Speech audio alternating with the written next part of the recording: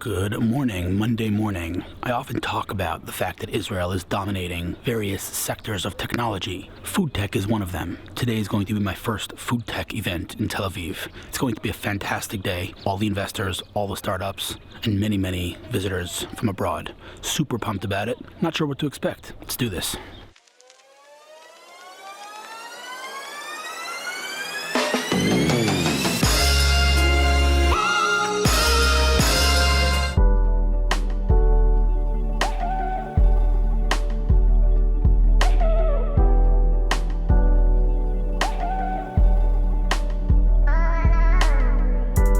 Made it to the Tel Aviv port 9 a.m. to the FoodTech event. Started at 8:30, which is way too early for a tech event, but we're here. It seems pretty empty, so I'm optimistic there won't be lines. We shall see. Tel Aviv port, I haven't been here in a very, very long time. One of the most beautiful places in Tel Aviv. Check this place out.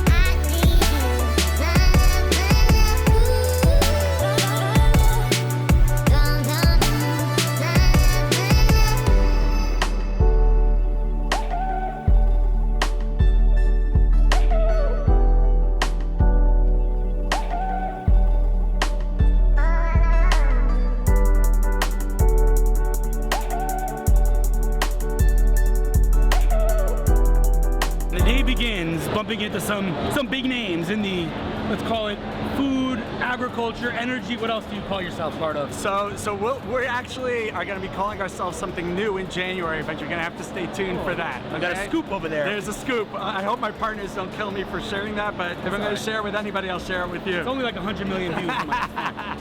Tell me when the last time we met was? The last time we met was on an El Al flight. We were coming back from New York. You had your entire family. True. You handled them very well throughout the flight, I have to say. Tell me about your work. Who are you? What's your name? All right, so Jack Levy, one of the founders of ICV, which was originally Israel Cleantech Ventures. We're going to be actually rebranding in January when we announce the final close of our current fund. We've already hit our target, so we're investing now from our third fund. And in this space, we were investors in Weissbierger, which we sold to Abba InBev. So I'm one of the guys that brought the biggest beer company to Israel. Wow. So that's exciting. Thank you. Omer, thanks you. got to give a shout out to Omer, Ori, and Alon. Honestly, the most amazing founders. Incredible, passionate, ridiculously crazy, and resilient. We're invested in Groundwork BioAg, which you should go see because you'll love it. Done. It's crazy cool. It's on a moshav next to the airport, growing mycorrhiza, a fungus in the ground, and selling it now all over the world. Wow. Several $1 million in sales this year. It's like really amazing. Yeah, no, you should gotta check that out. Wow. That's a BioAg, and we're invested in Prospera. So that's probably one that you know. That's like more classic. A bunch of computer geeks sitting in Tel Aviv doing digital ag. So that's what we have here. Where are you from originally? Englewood, New Jersey. Well, I got to give a shout out to Highland Park, where I was there till I was 9. Get out of here! My best friend lived in Highland Park. Do you know the Howlers? I don't know. I lived in Highland Park till 1979. Oh, no. So I left a long time. I hung out there a lot, and then you went to Englewood. And then Englewood, and my parents are still in Englewood. Because you were looking for something more Jewish. No. Than Highland Park. You know what? When I went to Englewood, there was one shul in Teaneck. Oh, okay. So things have changed. Things have changed. Yeah. Listen, we'll have to sync up after the conference. This place is a little bit nuts. We'll have a cup of coffee. Love to hear more about your work, and let me know if I can help with anything. All right, awesome, Hillel. The best. Have a great day. Great to see you. Appreciate it.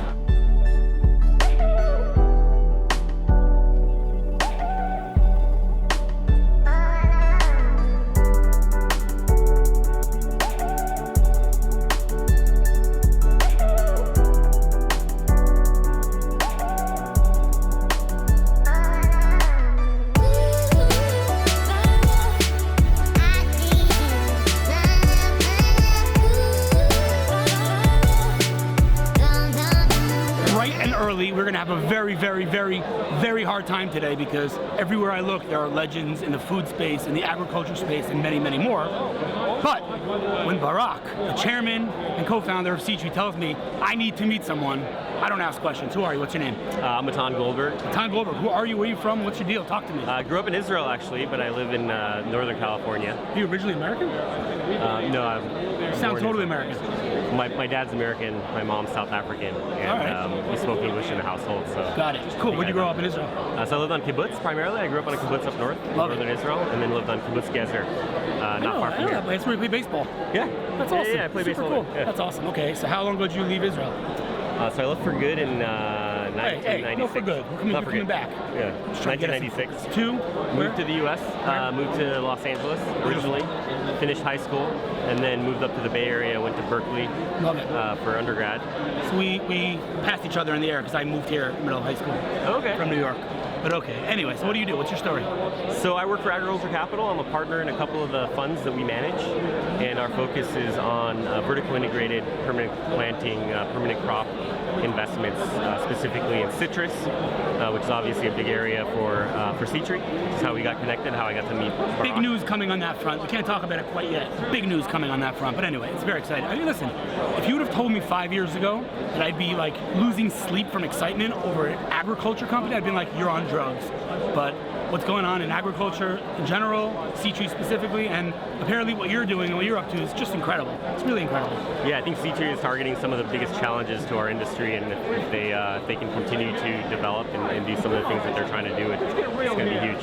So tell me about your business. Tell me about some of your investments. I mean, you're private equity, right? Yep, we're structured as a private equity fund. We invest in farmland primarily, but then we also, through our vertically integrated strategy, also invest in the pack sheds, sales and marketing companies that sell the fruit that we grow, and we own a commercial nursery. And so in addition to citrus, we're also investing in table grapes, berries. So we have large holdings in blueberries in North America. That's awesome. And in tree nuts. You know, if you're not in this space, you never really think about it. Like, who thinks about blueberries as an investment? You know what I mean? It's unbelievable. It's truly unbelievable. Anyway, listen, man, where do people learn more about you, about the fund, about your activities? What's the website, for example? Absolutely. It's just it's pretty easy to remember. It's agriculturecapital.com. That's a good domain. And you'll be able to learn about, we got it first, so. It's amazing. Actually, we had to buy it off someone because someone else had it, but they weren't using it to its full potential, so we were able to buy it off them on the cheap. Very, very, very cool to meet you. Barak wasn't wrong. Listen, next time you're in Israel, or maybe even on this trip, we'll grab a cup of coffee. If there's anything I can do to help, sounds like you're doing incredible stuff, and honored to meet you, man. Sounds good. You as well. Good luck with everything. Thank you very much. And I love that you read my article. Yeah, no, I was another endorsement for Citri, I think, is your involvement with them. So wow, very exciting. Barak, you hear that? All right, man. Thank you so much. Appreciate it. Oh my God, I'm a little bit fanboying right now. I'm being honest with you. I haven't seen you in way too long, and we'll talk about what you're doing in a second. But what you do before what you're doing now? Where were you before? So I was working for Google. You weren't just working for Google. Stop being so modest, man. What were you doing at Google? I was actually part of the global marketing organization, and I've been, helping Google build a business brand and establish Google partners, and ran marketing for Google in Israel and Greece. You were running the show. Anyway, all right, whatever. Alon's very, very, very modest. We'll have to deal with that at a different time. But anyway, it's been literally 3 years. Yes.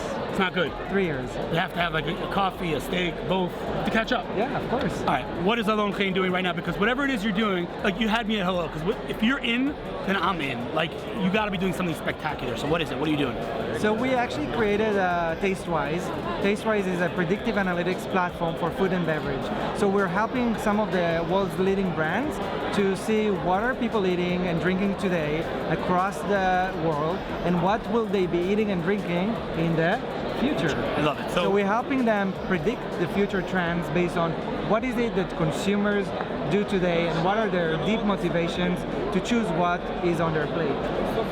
Let me just preach this for you for 1 second, okay?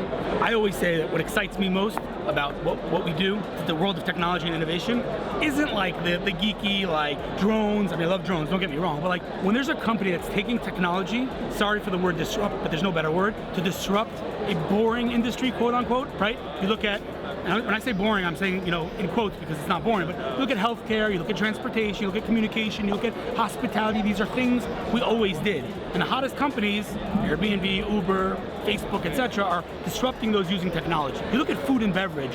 Who even thinks, or who even thought 10 years ago that one day we would use artificial intelligence and all of the technologies that you guys are deploying right now to disrupt food and beverage? To me, I don't even need to know more. That's extremely exciting. Tell me about the company a little bit. Yeah, no, so it's extremely exciting. I mean, for us, developing artificial intelligence that can take billions of social conversations, all of the US restaurant menus, all of the recipes out there, and connect the data sets to be able to say, what are moms eating in city centers in the US? What are the techies up to? What kind of diets do they adopt? So we can help, the food industry change faster, and actually we're hoping that with our analytics we'll better the industry. Super cool, man. Listen, what stage are you at right now? What can you talk about? What are you allowed to say on camera? So we're working with multiple Fortune 500 food brands. I cannot comment on specific ones, but very exciting news coming soon. Okay, and how many employees at the company right now? So we're around 15. 15. Where are you based? Here in Tel Aviv? We're based in Tel Aviv. We're selling mostly to the US. One question. Yes. How have you not invited me to your office yet? All right, we'll do that next week. What is this? Done. All right, man, listen, good luck, but I'm going to say it. You know what I'm about to say, but anything I can do to help in any way, shape, or form, literally anything, you know where to find me. Irrelevant of that, let's have lunch soon. Yes. Thanks, dude. Good luck with everything. I'm excited to hear what you're going to do next, man. Thank you.